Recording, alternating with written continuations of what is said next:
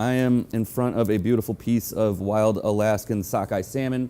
This is one of my favorite fish to eat. And also, you know, a quick tip from me to you is buy it with the skin on and a fin or two that you have to deal with. It's a lot easier to do this yourself and save the extra cash. So I'm going to show you how I like to break this down. One of the, you know, my favorite tool in the whole world right here, the chef knife. We pretty much designed this for fruits and vegetables. It's a very, very thin grind line. It's like 13, 14 degrees. So, you know, with this style of knife, you kind of want to avoid things with bones in them. Obviously anything frozen, which I try never to cut or cook with. One of the things that we're going to do that this knife is great for is actually skinning salmon, which you wouldn't think a chef knife would be great for that, but it's really the ideal tool. So I'm going to start by showing you how to break this guy down. So the first thing we're going to see right here is you got this sort of like ugly belly sort of fat. We're going to get rid of that, and obviously a little fin left over here.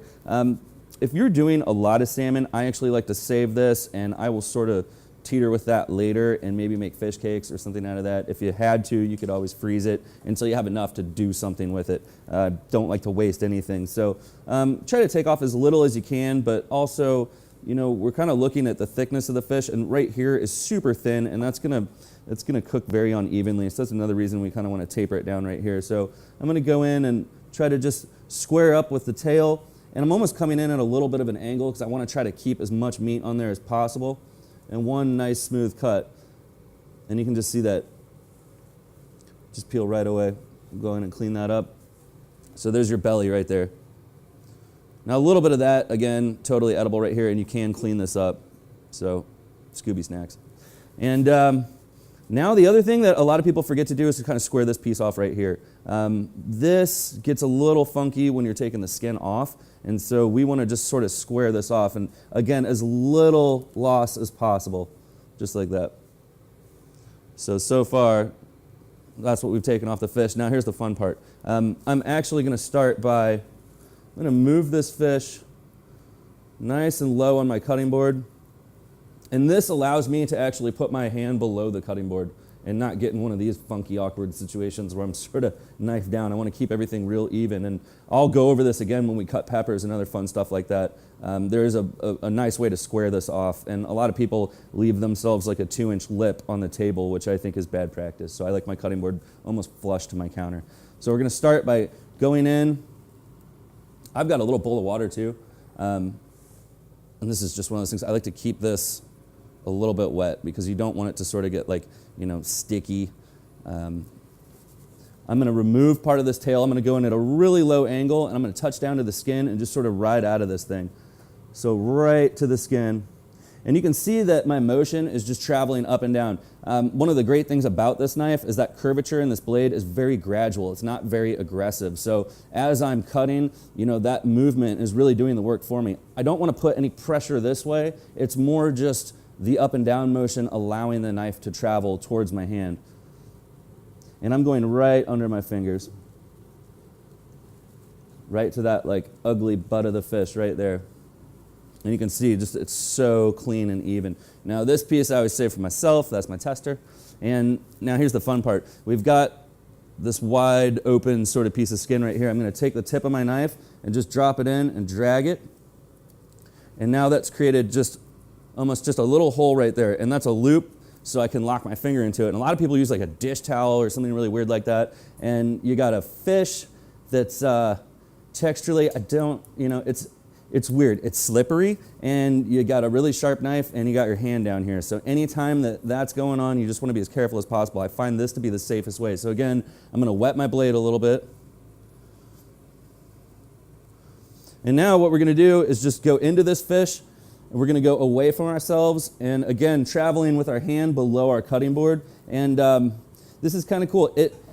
If your knife is blazing sharp like this one is, you want to be cautious not to go through the skin because you can. So we're just going to try to find that skin and just travel along with it. So here we go, and the same thing. Just a really simple up and down movement. I'm not applying too much pressure, but I'm also pulling back on this tail just a little bit as we go. And it really does help to keep that knife a little bit wet. And getting right into the end of this fish, I'm going to try to get out of this belly area, and I'm going to use my hand and just try to keep it as flat as I can. because usually if you have any trouble, it's going to be right there at the very end, and we're just going to come off of that guy. Woo! Let's see if we messed up or not. Right? Beautiful. So that's your salmon skin. All right, so far, you know, you can see our waste, you can see what we've removed, and again, totally edible. That's my snack. This, excellent for fish cakes, anything else like that. And now we're going to portion this guy right here. So you kind of want to always feel for bones. This guy's got a tiny bit right in here. I'm not going to fuss with this right now, but I've got a killer pair of pliers and a nice pair of tweezers that I always have on me when I do fish. And, you know, it's really easy just to pluck these out. And again, you just keep your tools wet and just go.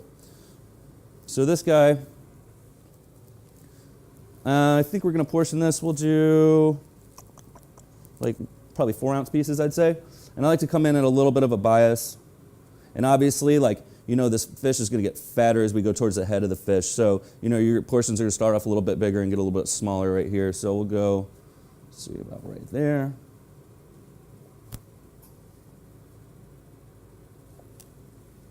Voila, that one's a little fat, but that's okay, I'll eat that one. And that's some beautiful fish right there. All right, so we're going to cook this in a extremely easy way, which is usually with fish, simpler the better.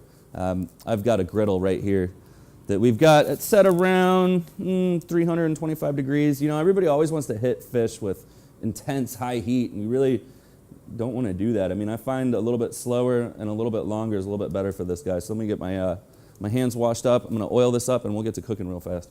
All right, so we're going to season this fish up, and we're going to get cooking. One of the things that I like to do is I treat my griddle just like it's cast iron. It's actually rolled iron. So acts similar, not as porous, but like you can see, I keep it oiled up and nice and seasoned. I'm going to use a little bit of olive oil. I'm not at a crazy high temperature, so it's not going to smoke and get funky, start to taste weird and break down. That's one thing about extra virgin olive oil is you don't really want to cook high heat with that. And a lot of people do, and that gives your food a nice scorched smell. So I got a little bit of oil I'm just going to rub onto here. One of the great things about cooking on a griddle is that you don't use a lot of fat. I mean, usually when people load up a saute pan, it's covering the bottom of the pan. This is just a light brushing of oil, and that's basically all we need. So let's season this guy up. I've got a mixture of granulated garlic, black pepper, some coarse salt. Use this liberally.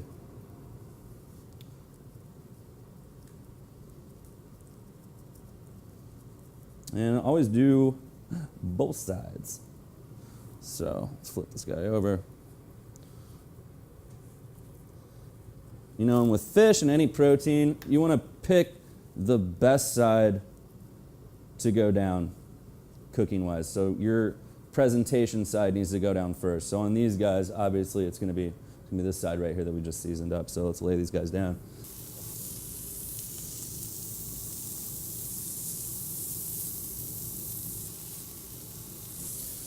Okay, well that's cooking. I'm going to get my cutting board cleaned up and get ready for our garnishes.